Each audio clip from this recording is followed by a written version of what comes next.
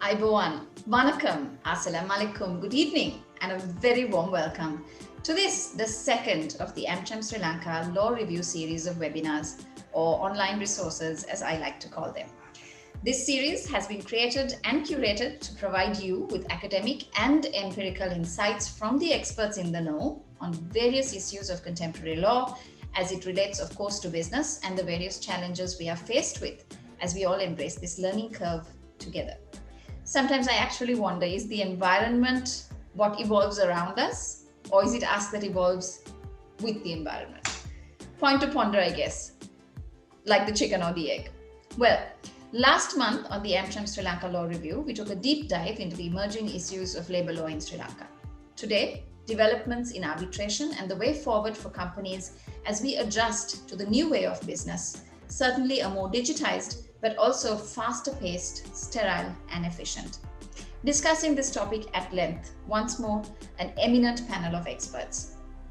Dr. Kabbir Duggal, an attorney at Arnold and Porter's New York office focusing on international investment arbitration, international commercial arbitration and public international law matters, serving both as arbitrator and counsel, is also a lecturer in law at the Columbia Law School, teaching international investment law and arbitration, and he is also a course director and faculty member for the Columbia Law School Chartered Institute of Arbitrators comprehensive course on international arbitration. He also acts as a consultant for the United Nations Office of the High Representative for Least Developed Countries, landlocked developing countries and small island developing states on the creation of a novel investment support program. Rekha Rangachari is the executive director of the New York International Arbitration Center.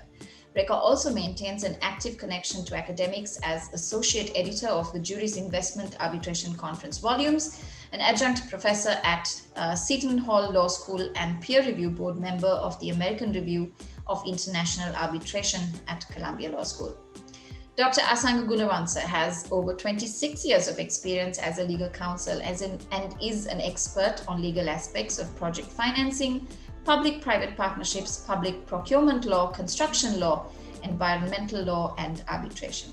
He is currently the chairman of the Sri Lanka International Arbitration Center and also a legal advisor to the Ministry of Justice, a member of the steering committee appointed by the government of Sri Lanka to establish the Colombo International Financial Center in the port city, an international arbitrator and a member of the panel of arbitrators of the Asian International Arbitration Center, Malaysia, the Thailand International Arbitration Center, the Shenzhen Court of International Arbitration, and the SAC Arbitration Council. Your moderator, Nishan Premathirathna, is a legal counsel where his chambers primarily engage in the field of commercial law involving intellectual property law disputes, company law disputes, and arbitrations.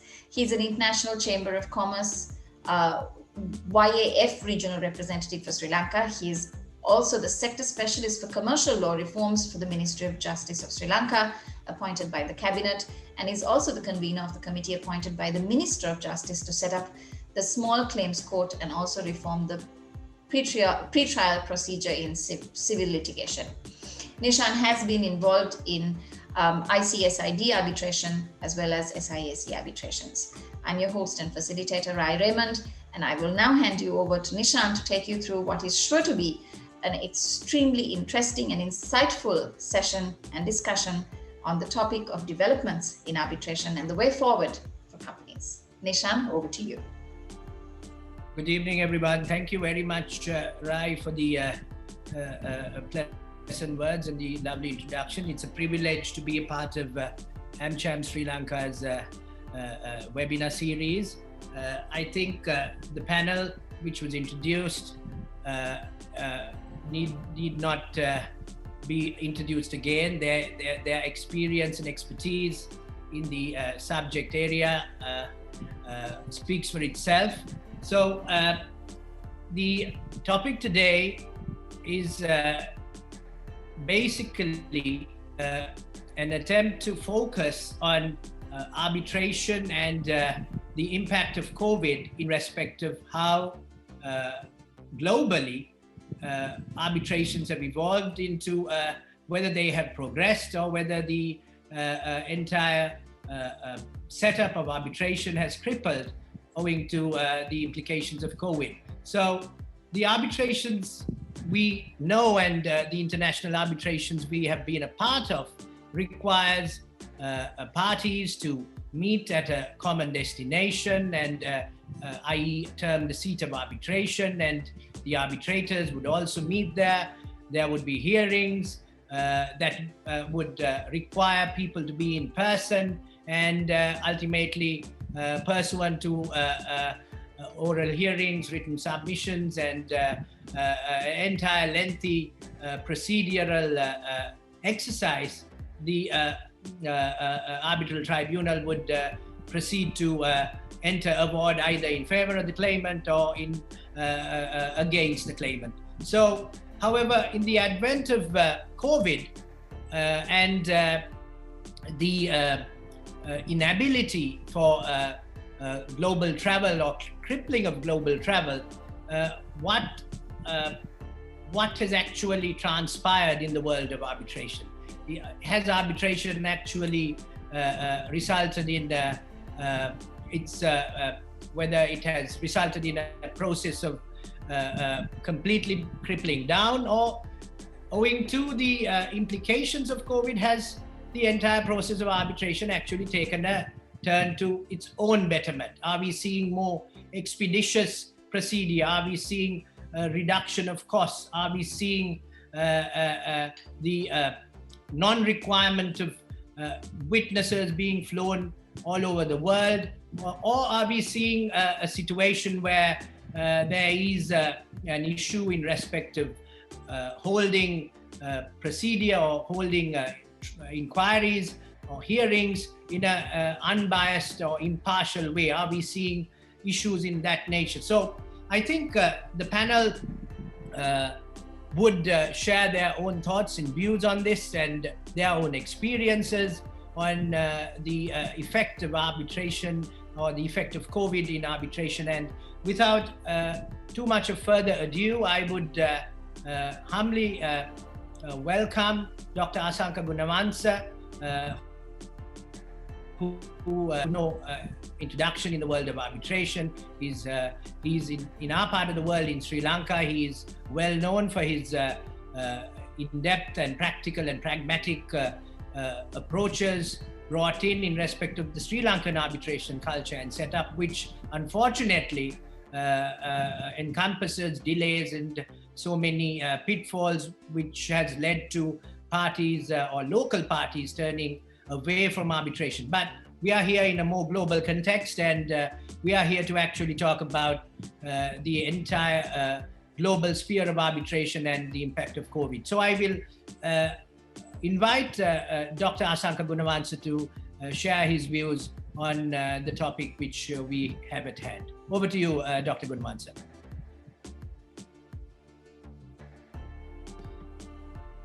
Thank you, Nishan, for that very generous introduction. And thank you for the organizers for inviting me and the two other panelists also to be part of this very interesting webinar. Nishan highlighted some of the problems with regard to the current dispute resolution regimes that we are facing. And my focus during today's talk would be on how do we adapt to the new normal, given that all over the world there had been an adverse impact on day-to-day activities, both business and otherwise, and including dispute resolution mechanisms that are used in order to resolve both commercial and other disputes.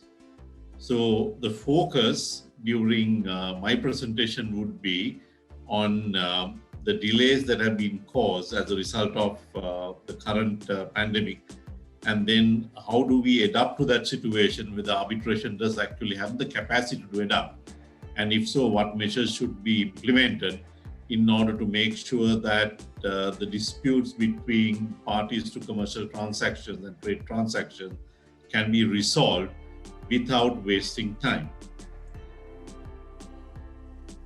Now that said, let me upload my presentation and then we can proceed with my talk.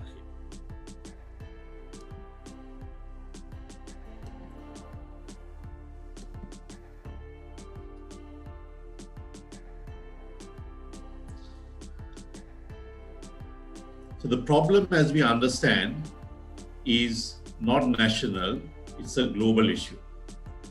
And if you go by the numbers simply, over 106 million people have been affected due to the current pandemic. And nearly 2.32 million is the current death toll. And in Sri Lanka, we have in average about 750 COVID patients being identified on a daily basis. Dr. Gunawansa, sorry to interrupt you. May I, if you could just turn your presentation into the presentation mode, right at the bottom of your screen, if you could just go to presentation mode, because it's not completely visible on the screen otherwise. Yes. Yeah, is that going up? Yeah, right. Okay, thank you. Yeah, so it is also said that the crisis that we are facing due to COVID-19 is 3 times worse than the financial crisis of 2008 in terms of GDP decline. But that is only from economic perspective. And you would also understand that if you look at it from social, political, and cultural angles, there are other adverse impacts that the society feels. And we are still in search of solutions, on how to deal with this situation. When it comes to identifying the impact that the COVID-19 pandemic has on dispute resolution, it's very easy to conclude that due to various measures that have been implemented in different countries, including lockdowns, travel restrictions, and other restrictions on social movement imposed by health authorities in order to mitigate the outbreak of the virus, there has been great difficulties in either litigating your disputes or following other ADR mechanisms in order to resolve your disputes, because face time between parties or physical presence of parties in one place has been very difficult to implement in this background. Having said that, compared to formal litigation measures where parties don't have control. For example, if you do file legal action in a court of law, a court of law is a system of dispute resolution that is provided by law, and it's a structure of with a hierarchy that is established by the government. So in addition to filing your case and then thereafter litigating it in the time that is allocated to you, you don't have control with regard to the process. Now, compared to that, ADR mechanism, especially arbitration, is much more flexible. That this is because the parties, as well as the arbitrators appointed by the parties, have more autonomy compared to litigation in being more flexible and designing an environment in which the dispute resolution mechanism can be implemented and the dispute can be heard and the matters could be resolved in a manner that is convenient to the parties, irrespective of where they are physically situated in. Now, that said, in order for this system to work, we also need to ensure that the parties are technologically savvy and the relevant technologies are available in order to be, say for example, if you want to have a virtual hearing, and you have to ensure that the arbitrators are familiar with it, the parties are familiar with it, and we have platforms to launch virtual hearings. And if we can do that, then using the party autonomy to be flexible, a flexible mechanism can be designed in order to resolve the disputes, unlike in the case of litigation. The freedom of the parties, therefore, to enter into agreements is very important. Now, here we have to understand that arbitration is a creature of an agreement. It's a contractual creature. So if you look at the standard form arbitration clauses that we find in, for example, if you look at the FIDIC agreement, or if you look at the NEC agreement that is used in UK or standard forms like that, these agreements are not designed to have virtual hearings. Yes, party autonomy is there. The parties have agreed to resolve their disputes by taking the dispute away from court and going into arbitration. But this agreement to arbitrate cannot be changed or amended unless the parties consent. So whilst new arbitration clauses can be drafted taking into consideration the difficulties parties are facing in a COVID-19 kind of situation. The existing arbitration clauses can only be amended and made flexible provided that the parties agree.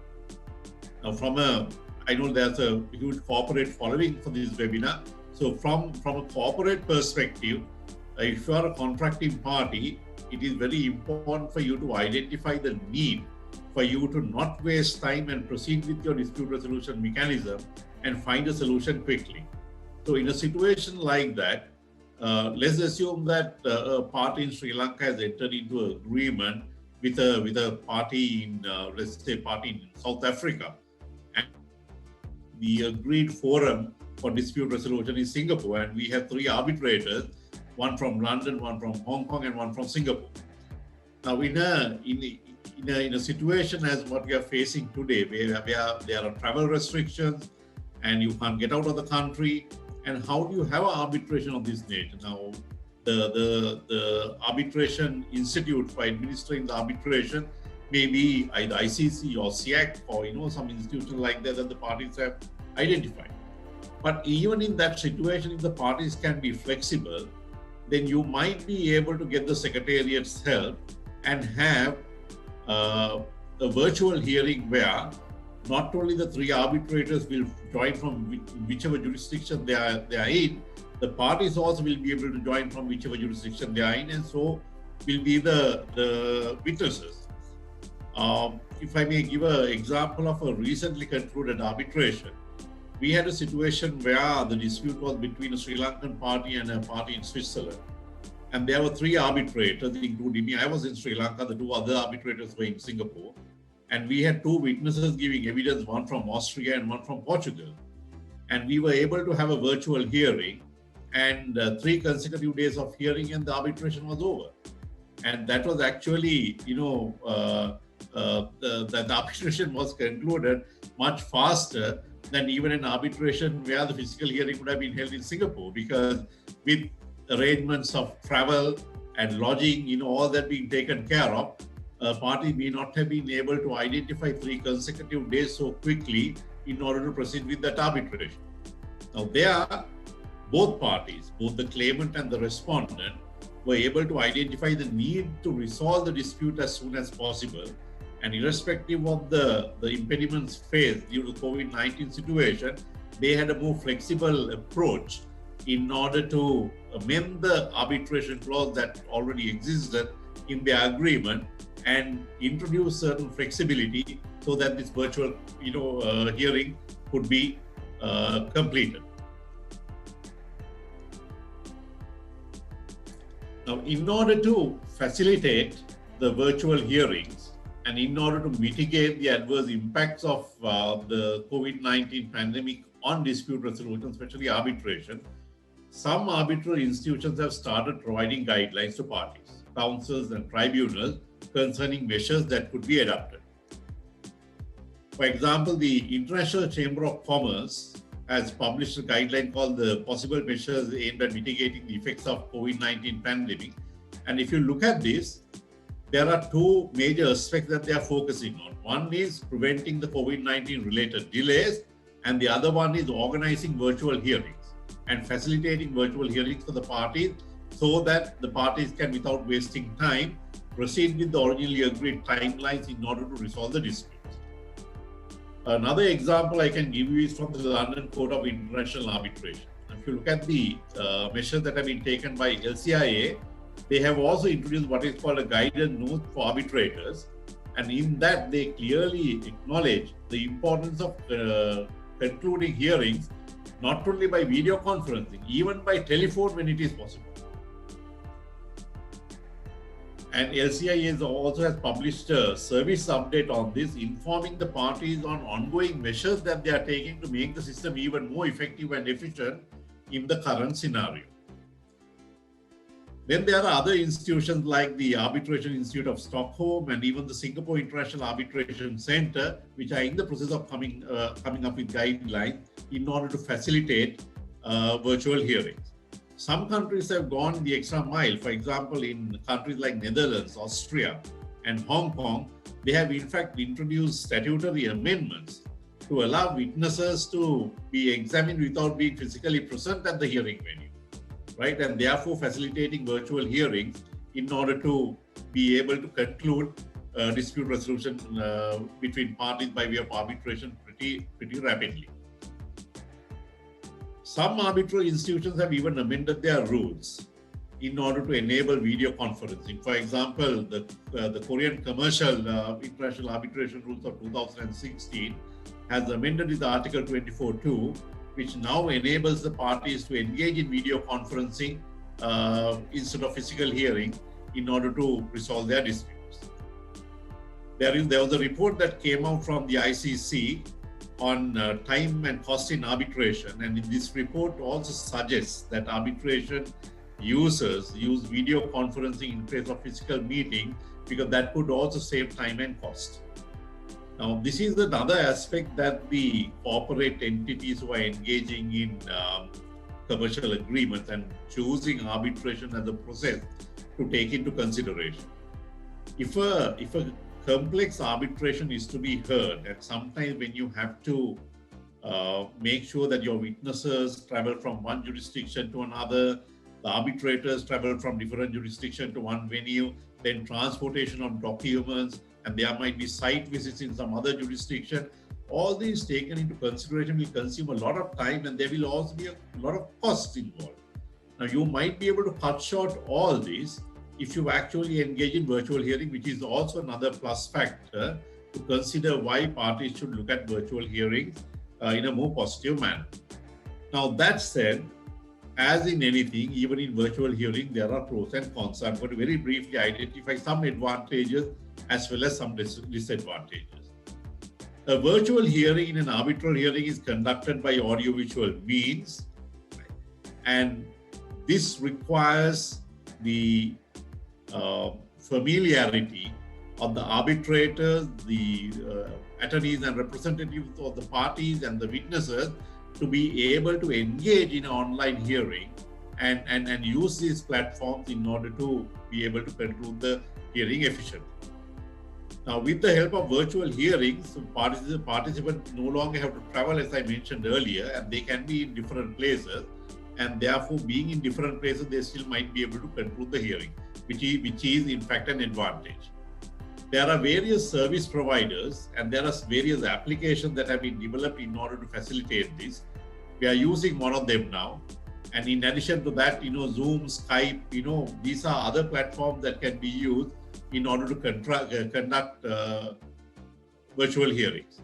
Then there are also additional service providers such as Epic and Opus, which have now become very active, and they have come up with state-of-the-art facilities to make sure that hearings are conducted efficiently. The proceedings are made available in a very short period of time. There is live streaming and live recording of proceedings and sometimes even live correction. So there is no delay whatsoever in getting your proceedings to your hand after an arbitration, although you might be in different jurisdictions.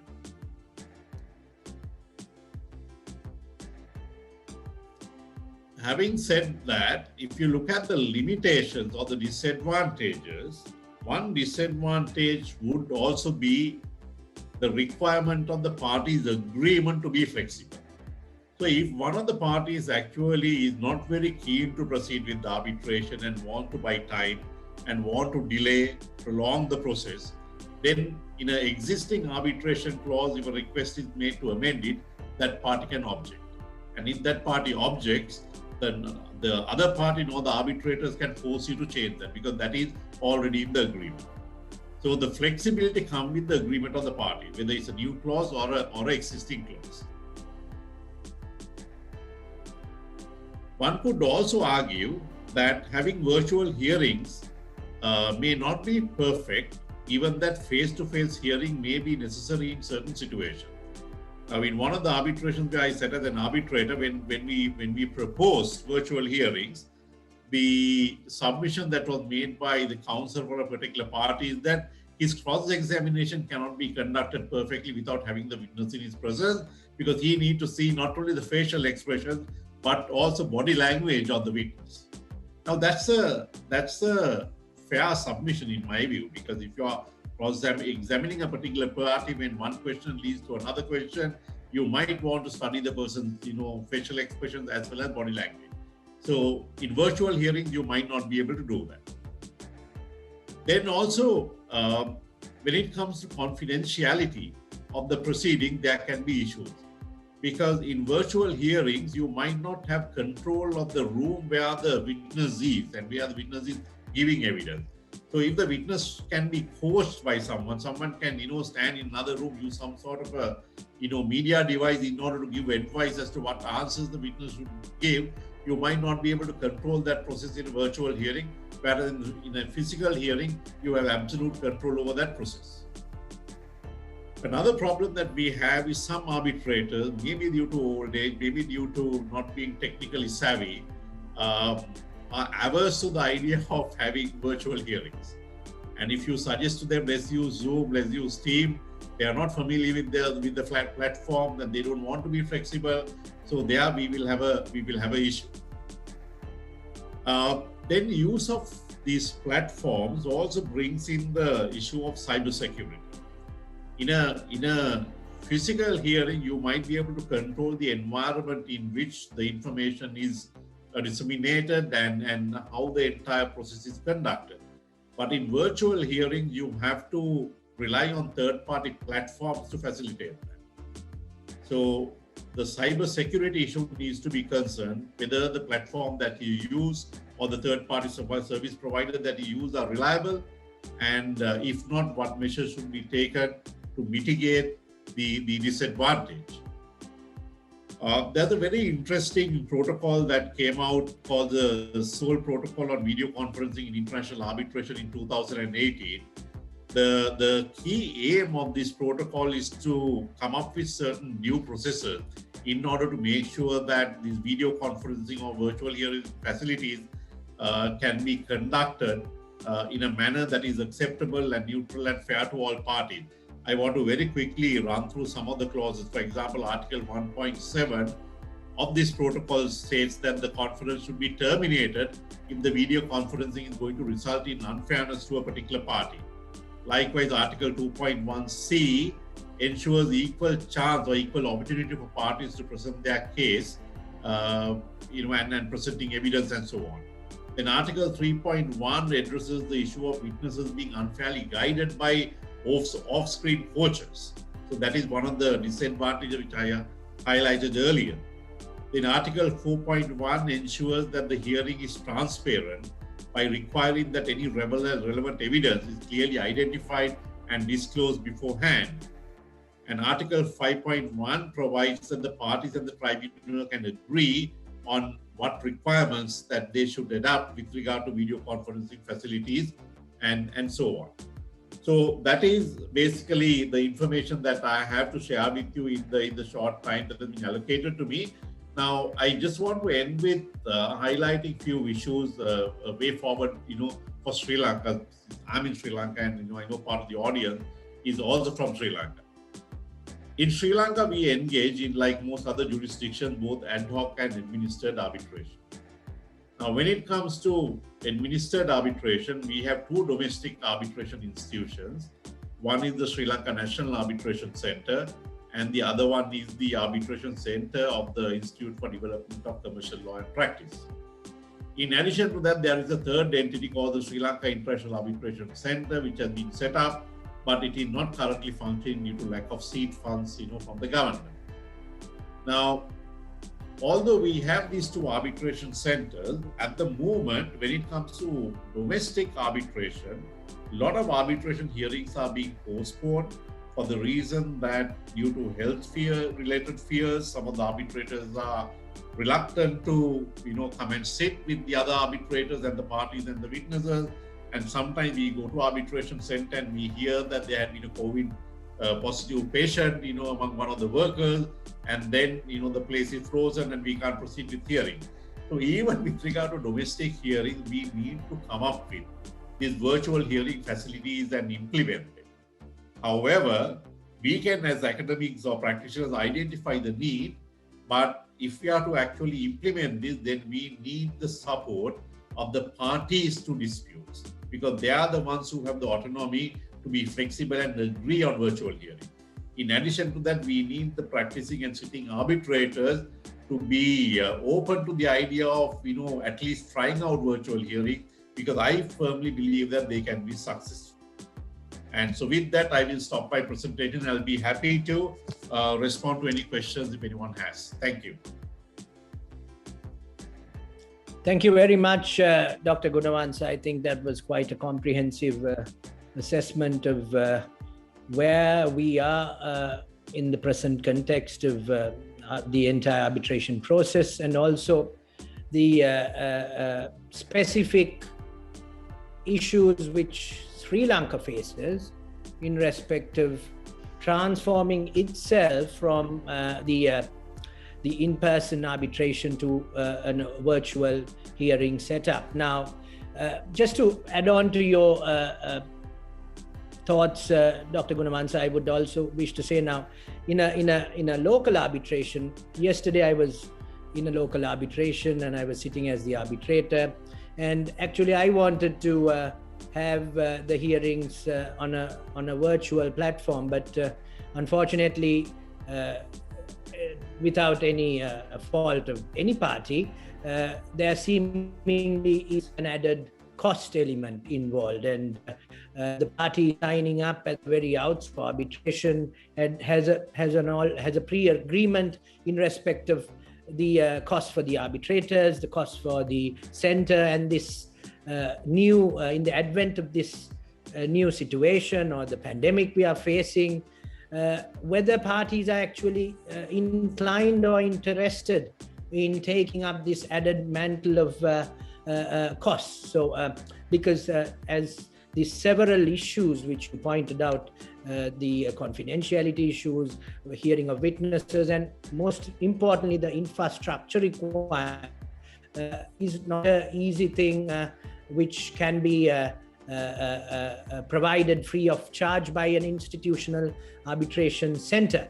And arbitrations which have already commenced, unfortunately, then there has to be possibly a reassessment of costs on how to, especially in a country like Sri Lanka, and you pointed out, Dr. Gunawansa, the arbitration you were involved, and I believe when arbitrators need to communicate among themselves in a virtual hearing, there might have to be a separate screen provided for them to, if it is a tripartite, it's a 3-member panel, they need to be able to chat independently to what they deliberate or what they state to the parties who are before a separate screen. So all of these require separate wiring, and it's not an easy thing. And then we are looking at cross borders and parties being multinationals, and then how we are going to bring in all of those facilities for a virtual hearing. So there are practical issues, but I think everyone was quite the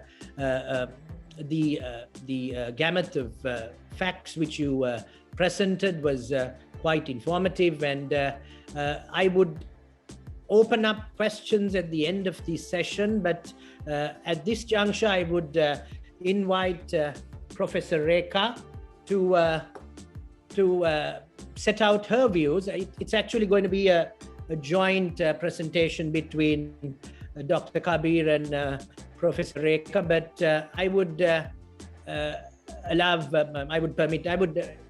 both of you all to decide as to when each of you all want to speak, and deliberate on the issues at hand, and with your practical experiences faced from April or May 2020 in respective arbitrations. Thank you so much, Nishan. It is our sincere pleasure to be here with you. We must, of course, start by thanking AmCham Sri Lanka, specifically to Vry and to Lalani, for their combined and expert organization. In truth, we wish times were different, that we could be together in Sri Lanka, eating string hoppers and kottu, and just having the camaraderie that defines our community. But thank goodness for these sorts of remote platforms, so we can share a Zoom stage. A pleasure, really, to be able to meet and share the Zoom stage with Asanga and with Nishan. and to launch into a discussion. And so please do posit comments in the chat, into the Q&A, as Nishan had encouraged, because we really want this to be a dialogue. Today we're talking, Kabbir and I, about procedural efficiency, the impact of the pandemic loss on these proceedings and special considerations. But before we jump in, I want to cede the floor to Kabbir to give a warm hello to you all. Thank you, Rekha. Let me just echo my thanks, as you did, to everyone. It's a pleasure to be here. I fully second what you just mentioned, Rekha. Some of the most fond memories, Rekha and I, who collaborate a lot, is to go to Sigiri, which is this amazing Sri Lankan restaurant in the East Village. And I may actually go down there to pick up something to eat. There's nothing like food that brings people together. But we're here to talk about arbitration, so hopefully in the future we can meet up in person. With that, Rekha, let me pass it back to you. Sure, thanks so much. So we're going to start by charting a trajectory, right? We'll take a look at proceedings BC, before COVID. And so here at this slide, we're going to look at what were our proceedings like, with the hopes that the past is not necessarily prologue, that we can do it better and different, and we've necessarily had to, being resilient in these times. So in general, our practice, as you all know, loads of paper, loads of travel, loads of motions, loads of timelines. We were in many ways restricted by all of these permutations that we put on ourselves. And so we've had to readily jump to be resilient, a word that's often used in these times. And the legal field has really done it, right? We have had access and maintained access to the rule of law and to due process by being able to go remote or virtual when courts across the world were closed. But think on that. Let's think on, indeed, what's to come. So Kabbir, take us into our next slide, please. Sounds good, Rex. BC, before COVID, and the religious connotation, huh? Okay, this is something we have heard Asanga just speak about as well. So I won't spend too much time on it, but one very big reality that has emerged because of COVID is our willingness to accept virtual hearings, right? Some of this replicates and builds on what we have just heard Asanga speaking, Rekha spoke about the travel reality, right? We're now able to do things virtually. Now just take this for a moment. Rekha's in Boston, I'm in New York, a lot of you are in Sri Lanka. An event like this would have been, for all practical purposes, unthinkable, or there would have been a lot of resistance even 2 years ago. Right? So we are now in some senses facilitating access to justice. We're reducing geographic barriers, right? And as we heard Asanga speak, you have a plethora of platforms that can allow you to create flexibility. Arbitration is intended to be a flexible structure. It can be highly efficient. We heard the example Asanga gave us, right? The hearing that he had, the hearing was, as he described it, a lot more efficient virtually. This is not to say everything is perfect, but let's just assess things realistically. We're able to do things virtually. We can think about, our carbon footprint, which is also becoming a significant reality. We can think about the impact arbitrations have on the environment. All these are particularly significant for an island country like Sri Lanka, right? Where the environment plays a very pivotal role in how the country operates. So let's just keep this in the back of our mind. We have given up the old way of doing things and are embracing technology. Rekha, let me pass it back to you. So you can now talk to us perhaps a little bit about some of the problems that might come up. Sure. And as these are coming up, I just wanted to highlight, as Kabbir was talking about environmental impact, carbon footprints. We've put into the chat the campaign for greener arbitrations. If you haven't heard about it, do give it a click. In full disclosure, Kabbir and I sit on its steering committee, but we're really trying to think critically about carbon mapping, especially now when we have these limited travel. But okay, we have jumped with flexibility to online. What are the issues you may all face in your practice, right? And as both Asanga and Nishan highlighted, although we've adapted, there are still concerns, not alone cost, but other items, witness coaching being one example, right? How can you guarantee that somebody's not in the room? There has been advanced technology also, where some cases have access to things like 365-degree cameras. But does that fully get rid of it? Of course, it's not the same as being in the room as the witness at the same time to be able to assess body language and the like. Stability of internet connection is also really important, and you heard Asanga talk about this, right?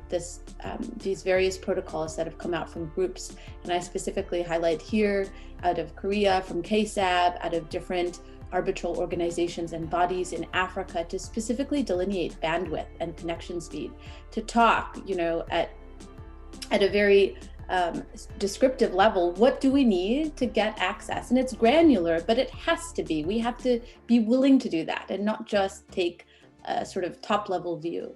And then these ideas of how do we build and maintain appropriate technology and infrastructure.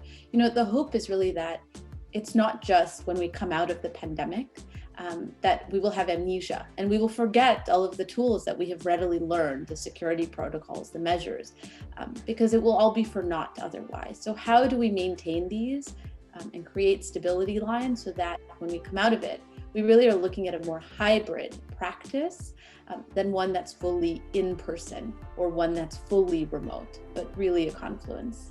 But I'll pause there and pass the mic proverbially back to Kabbir. Thank you, Rekha. Thank you. Okay, folks, now let's just take a moment's pause to, we have this framework that Rekha and I have spoken about, that we've heard both Asanga and Nishan speak about as well, right? This change from in-person to virtual and the implications. But let's just look at COVID and see what is happening because of COVID, right? On the arbitration landscape. That may help inform us on whether some of these developments are good or bad, or just help us assess this is the direction things are moving in, this is what we need to do. And that's what we're trying to look. Is COVID impacting the arbitration landscape? And the short answer is yes, because COVID is impacting everything, right? But before we do that, we wanted to introduce here a specialized form of arbitration, investment arbitration, or arbitration involving a state or a state entity, capital S state. So when we mean state, we're talking about the United States of America or Sri Lanka as countries. Forgive our permission here if you're insulting your intelligence, but we'll take 30 seconds just to talk about ISDS at a super high level, Here we are resolving disputes, as we mentioned, against state-to-state entities. The obligations often arise under treaties. That's the main form, right? It can also be under contracts, but treaties tend to dominate the landscape. And we have 3,000 of them.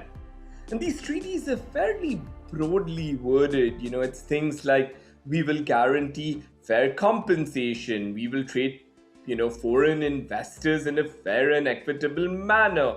We will not discriminate against you if you are a foreigner, right? Fairly broadly worded obligations. Now, we don't want to spend too much time talking about Sri Lanka because y'all are the experts on Sri Lanka, but I'll just make a very quick trivia point here. A lot of these disputes go to an arm of the World Bank called as ICSID. And the first ICSID case actually involved Sri Lanka. So that, I think, for us was a little interesting that we see investment arbitration, this very specialized area of law, having some direct connections to our audiences. With that, Rekha, when we're talking about these disputes involving states and state entities, what are we seeing around us? We thought it best maybe to contextualize through some state actions so we can have a broader dialogue about what's happening in the world. So this first snapshot is about Peru. It's specifically in regards to highway claims. And just to give context, right, we're talking about a highway that traverses the Peruvian Andes. The Peruvian government came in and they suspended the collection of tolls as a means to ease transport of essential goods. But the metrics become very important here. 74 toll roads, 24 of which were state-owned. So a large portion still remaining not state-owned, right? Of course, it's in a state of emergency. But the other important factor here is that Peru is not offering to compensate the concessionaires. And there are many, right? And so this notion of unilateral state action, yes, in a state of emergency, but is it an unconstitutional violation of concessions contracts? Also, ask yourselves, what is the duration of this state of emergency? Peru implemented 2 states of emergency during the pandemic to date. One declared as a health and another a national state of emergency. They're in place indefinitely. And so that's really ambiguous, right? As to claims and how do we put them forward? How long can this go on? So think about those parameters as we move into our next example with Kabbir about Mexico. Thank you. And Rex, as we encourage our audiences while they're listening us, we would encourage you just to think about this for a moment. Countries all over the world are taking measures. I'm sure Sri Lanka is no exception. Think about it for a moment. You have measures taken by Sri Lanka. What if they give rise to cases? Do you think they should, they shouldn't? Just think about that. While we're doing that, take this other example of Mexico, right?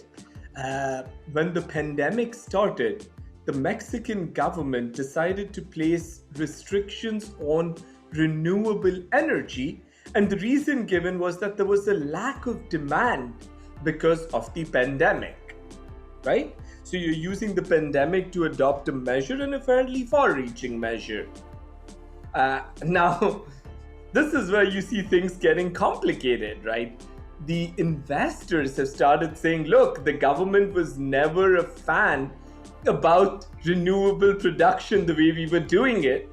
And you were really using the pandemic as an excuse to accomplish something you would never wanted to facilitate in the first instance, right? This is something we're hearing globally, right? That the pandemic is allowing states to adopt measures that they had wanted to adopt, but would have otherwise faced a backlash. Now think about, we're taking a neutral position, but we would encourage you to think about situations like this. This can give rise to an arbitration. It can give rise to an arbitration involving the respondent state. And what implications might that have more generally? Rekha, with that, looking at this landscape, how are we seeing things develop? Sure. And, I just want to drop a footnote with what Kabbir said. We also, right, past state action imbues our consciousness about where we are, right? So with Mexico, the example also being the cancellation of the Mexico City airport project, this idea of distrust, right? And the investor state dispute settlement system, the notion of foreign investors and their treatment. How does it go, right? And what is sort of authorized state action because of a state of emergency? That's really what we're getting to the heart of. So now we're looking at this idea of due process concerns. So due process paranoia, it's often been a conversation that we've had in our space, but what does it mean and what are the issues? And so here, it's this idea of Bolivia. We're taking a snapshot, right, of a notion of a state emergency.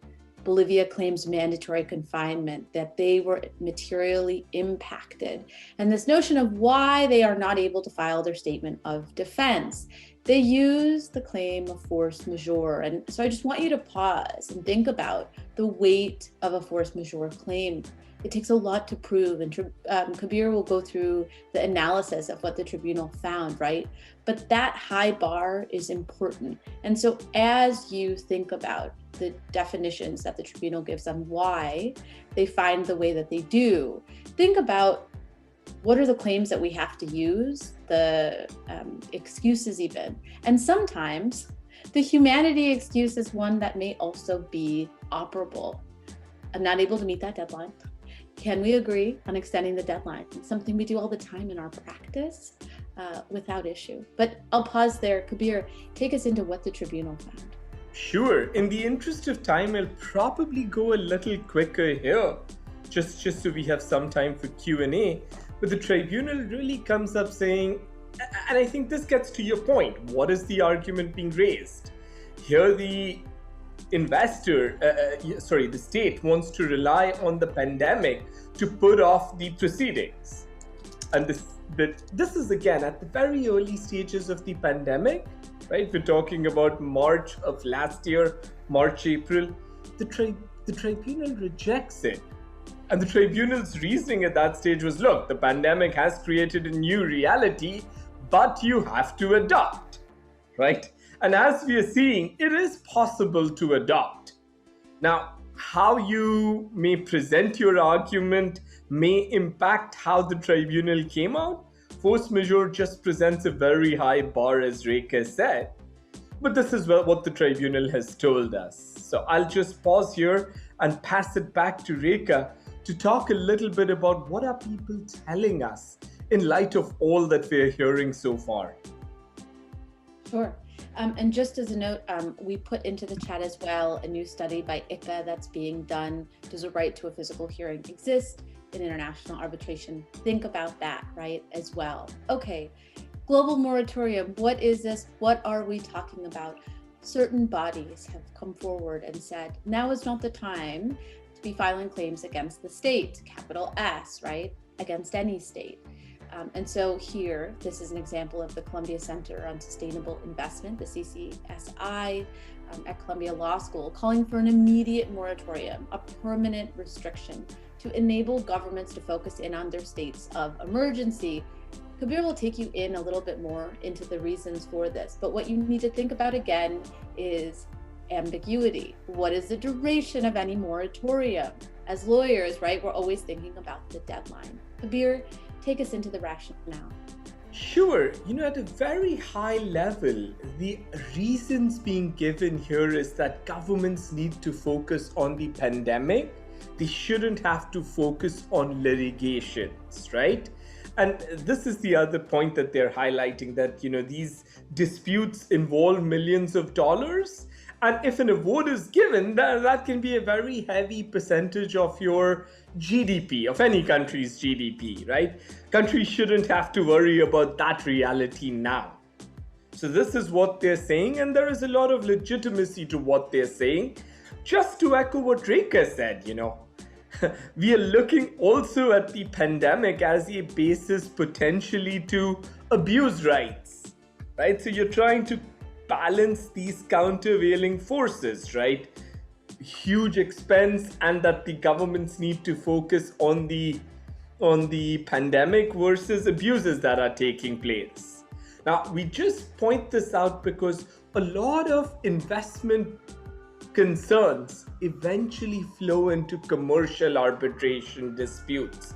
There are already ideas being floated around that, commercial disputes also should be suspended. Everybody is impacted. And this is something we would like you to think about. This is realities that in a few months from now are going to become very significant. Rekha, let me pass it back to you. Perhaps we can go through these relatively quickly since Asanga spoke about them. Right. These are fairly obvious, right? Obviously test, obviously have backups where you're able to, or have a site that you can go to get that backup.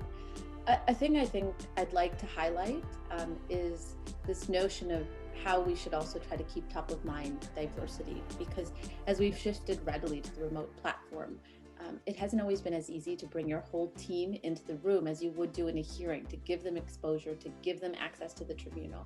How can we create those platforms of access so that we're building the next generation while simultaneously innovating in the present times? And so we just encourage you all, give it some thought.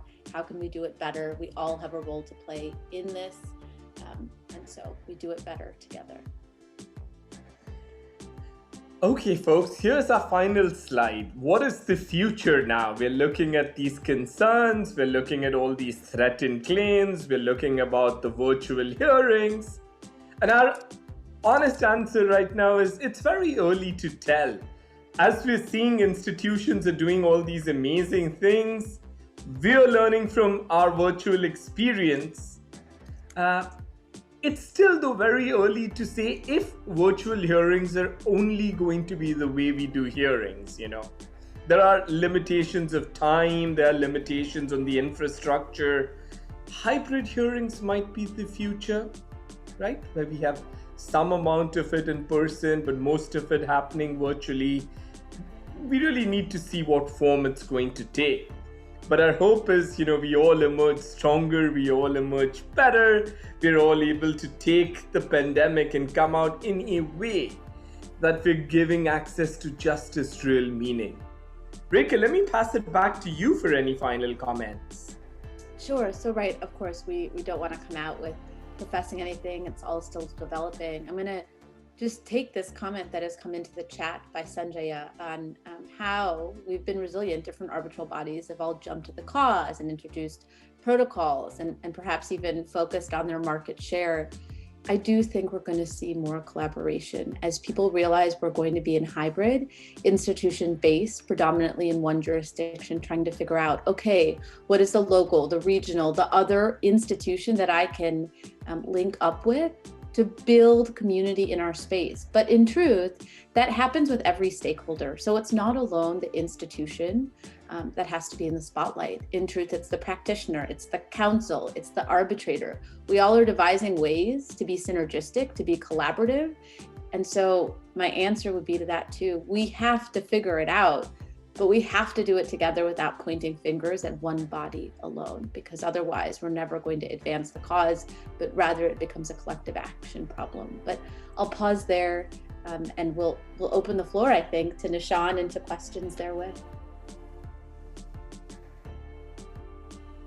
Thank you very much, Professor and Professor Rekha and Dr. Kabbir. Thank you. I think that was a completely different viewpoint expressed by you all on the issues at hand and the hybrid model, how it's going to go forward.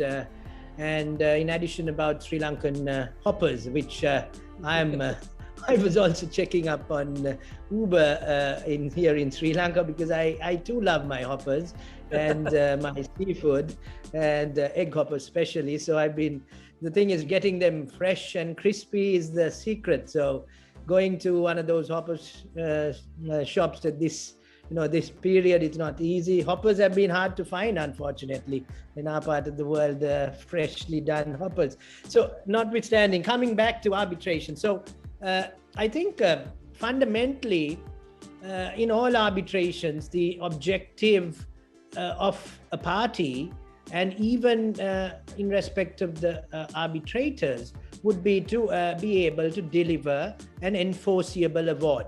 So if the award has its own issues, which can be challenged on the grounds that the arbitrators have not been reasonable, the arbitrators have compelled upon parties to take up procedural, deviate from procedures which they had agreed upon.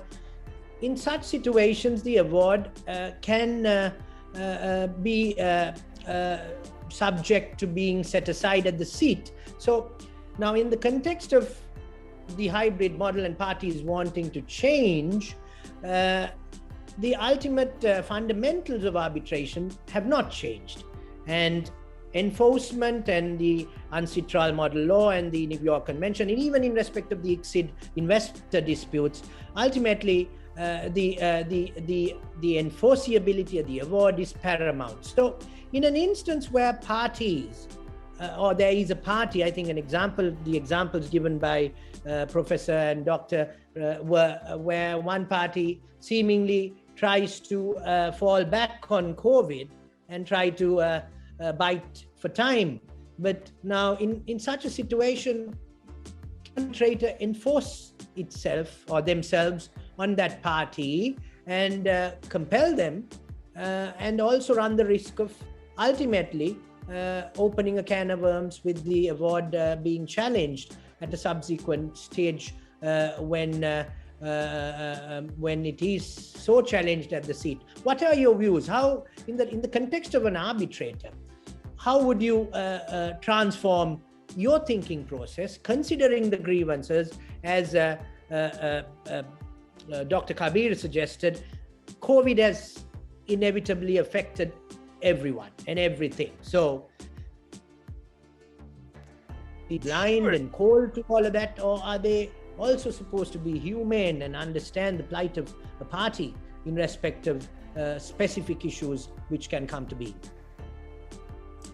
I'll leave it to all of you, but yeah. Yeah, that's such a great question. I'll just take 30 seconds. I know we're running a little beyond time. But for me personally, the same rules as you mentioned for any situation would apply here. That is, the arbitrator hears the parties, sees the arguments, and then gives a reasoned decision. If the arbitrator does that, the same level of deference that the courts are supposed to award, right, to an arbitral decision should be awarded here. That is, you have respected the due process rights of the parties and come out with a reasoned decision.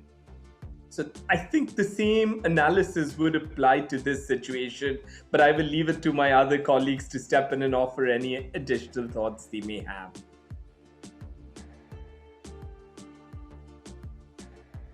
Dr. Gunawansa, your thoughts, and Professor Rekha?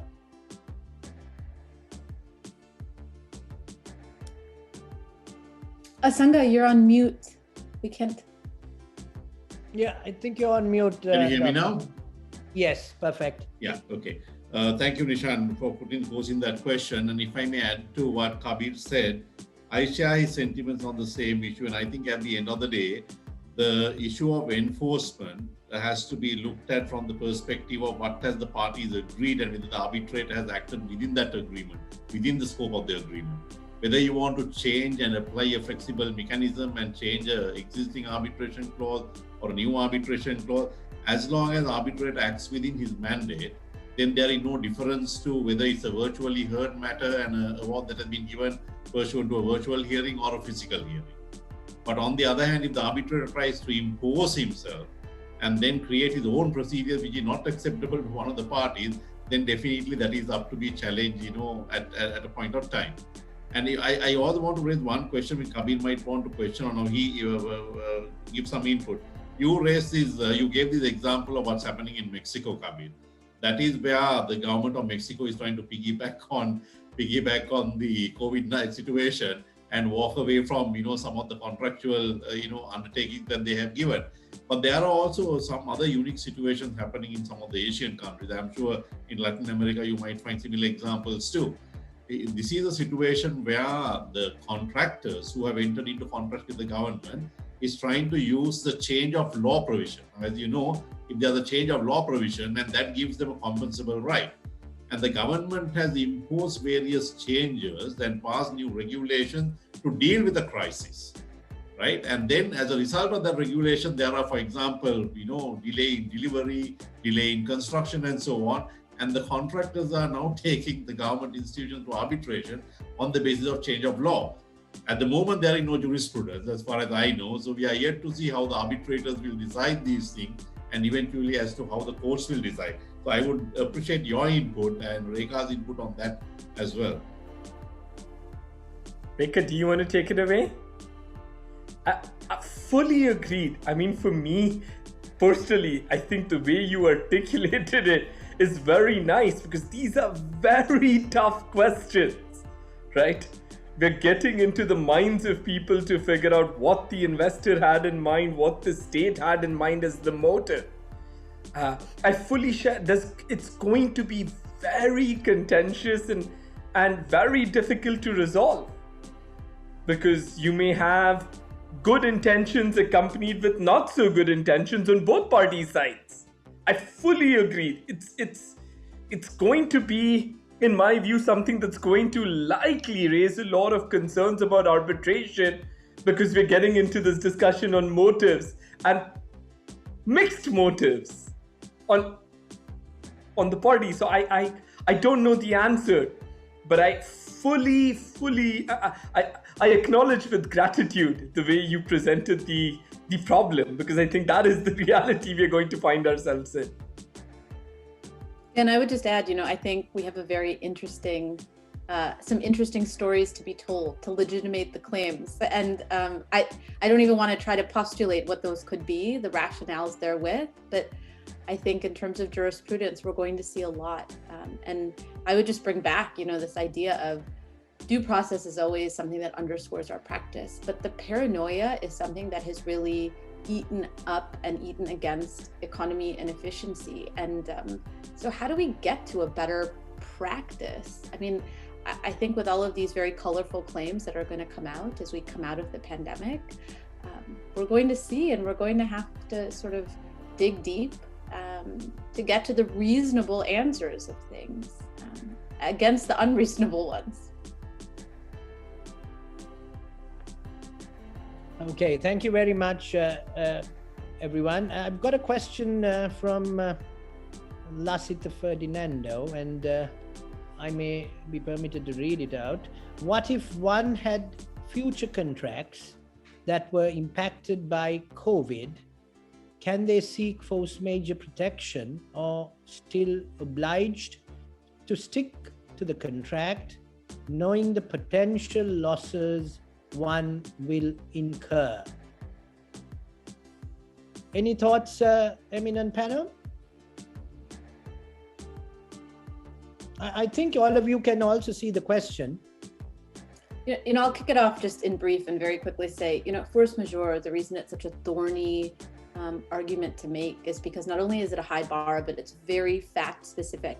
That's why you'll often see panels that talk about force majeure and they pontificate about the academic realities of like, what do you have to meet to honor the force majeure claim?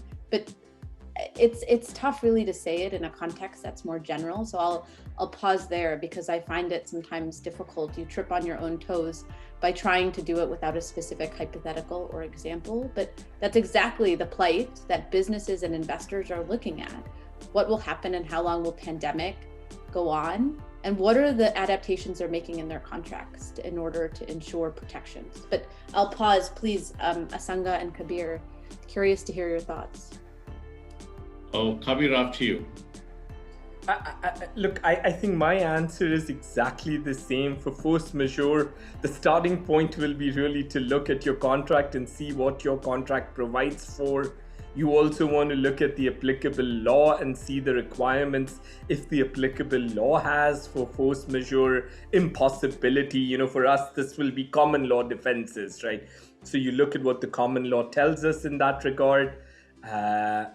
It is going to be tricky, but it's going to be a very facts-driven exercise. And I'll stop here, passing it back to Asanga. Yeah, I mean, if you carefully look at some of the standard force majeure clauses that are popularly adopted, and even in the best case scenario, they are non-exhaustive, right, and they are open-ended. Yeah. And then coupled with that, you have this obligation of mitigating your losses and mitigating your damages, even from a claimant's perspective. So there will always be claims and counterclaims and arguments and counter-arguments as to who is responsible. So the best precaution that the parties can take is from their existing contracts, and take another look at how you have drafted your force majeure clause. And some of these clauses are intentionally drafted in a very narrow way, and which might not cover situations like the COVID-19 that we are facing now. So having it more open-ended gives you more protection, but then making it more open-ended also leaves room for additional arguments and counterclaims to come, as I mentioned. So we'll have to take it on a case-by-case basis and deal with the situation.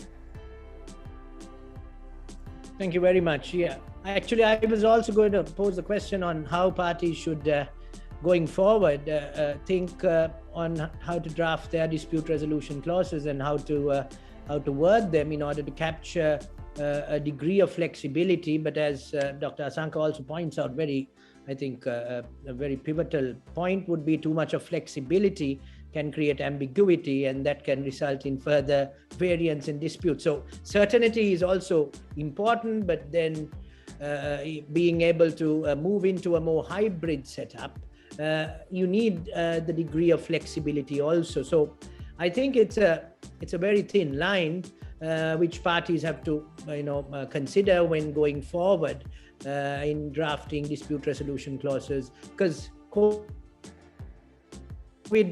is going to be there for the next 2 to 3 years. I don't think international travel will come back to being normal until at least 50% of the entire population in the world is vaccinated. So we are not going to have the excitement in international arbitration where we get to go and venture into a different hotel room and enjoy different types of food and meet people. That's not going to be there, and we're going to miss that for sure. But obviously dispute resolution has to go on, and I think that there are just a couple more questions. I would think one is a comment by Hemamala Amarasinghe. She says that ICLP Arbitration Center has commenced facilitating virtual hearings, successfully facilitated. So this is in respect of Sri Lanka and Sri Lankan International Arbitration Center, with parties and arbitrators joining from various jurisdictions. Then there's a question in respect of how what future holds for Sri Lanka International Arbitration Institute. Are there any plans to develop? I think I can pose the question to Dr. Gunawansa, and I think I too can shed some light on it. So over to you, Dr. Gunawansa. You can shed your thoughts on what the future holds. Yeah. Thank you, Nishan. The short answer to that is I don't know what the future holds, but I know that the current minister is looking at it very positively. And I think if he's also in the process of appointing a committee to go into it and see how it could be, the institution could be monetized and with some seed money coming from the government, how it could be run. There's huge potential for the institute, that much I know. And a lot of the work has gone into developing the physical infrastructure as well as the proper management structure. Some rules have been drafted. I was part of the committee that drafted those rules. So it's a matter of somebody, we need a champion to, take it forward. And as you know, all arbitration institutes, as far as I know, have been started with seed money coming from somewhere. And you can't start it like a business operation. For example, the Singapore International Arbitration Center was funded by the government of Singapore.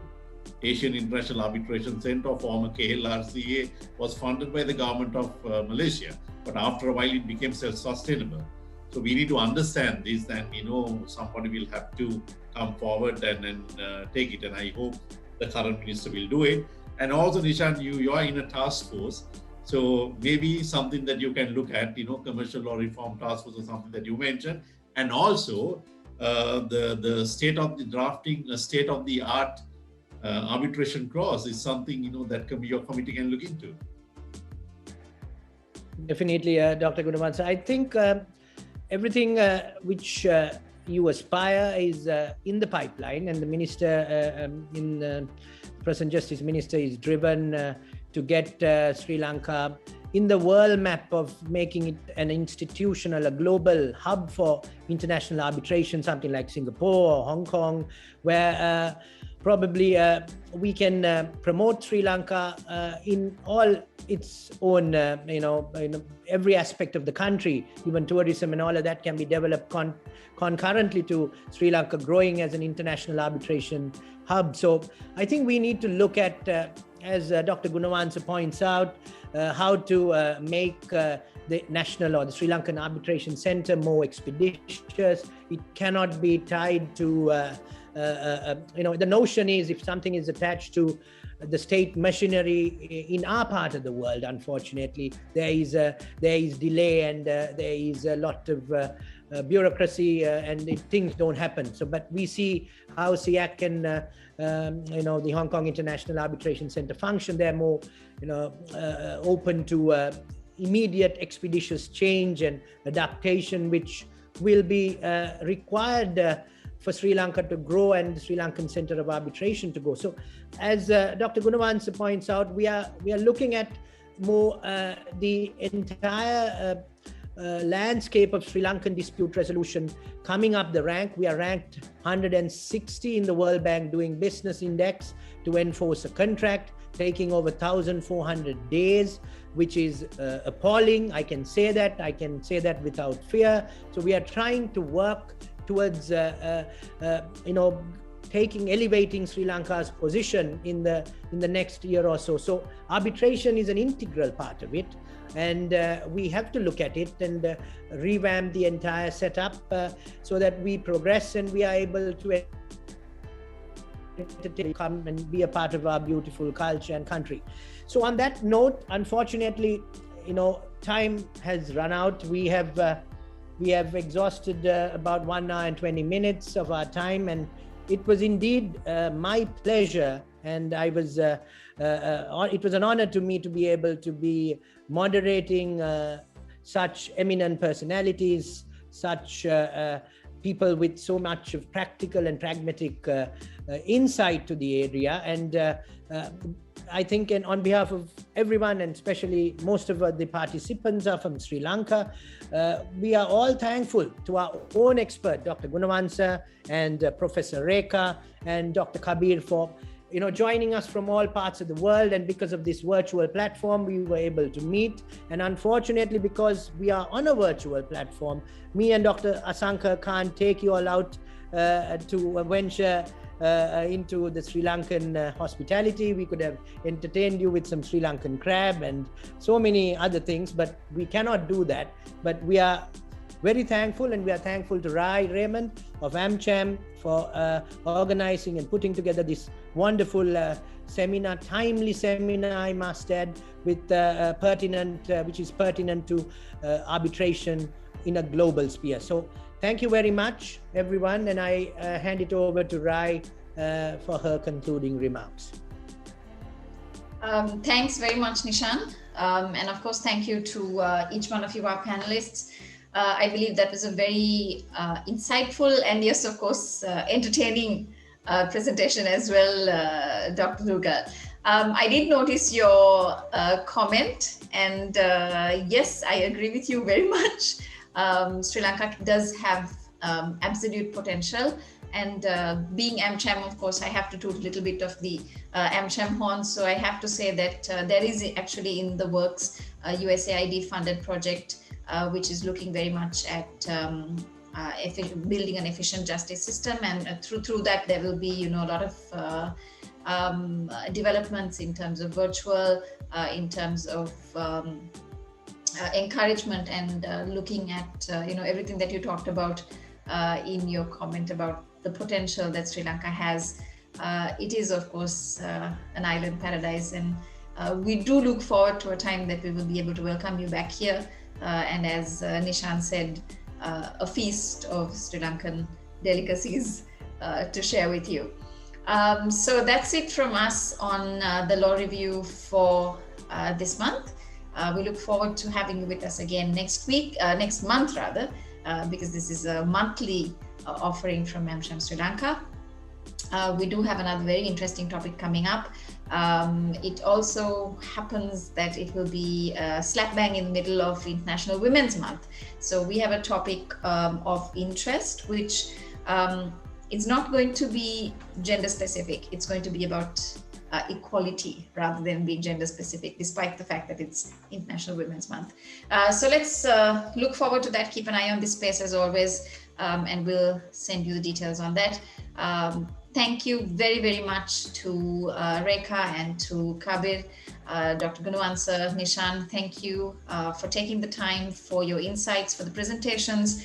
And of course, our audience will look forward to the publication that comes out subsequent to this, which will be a synopsis of everything we spoke about today, as well as the content of your presentations. Thank you from AmCham Sri Lanka.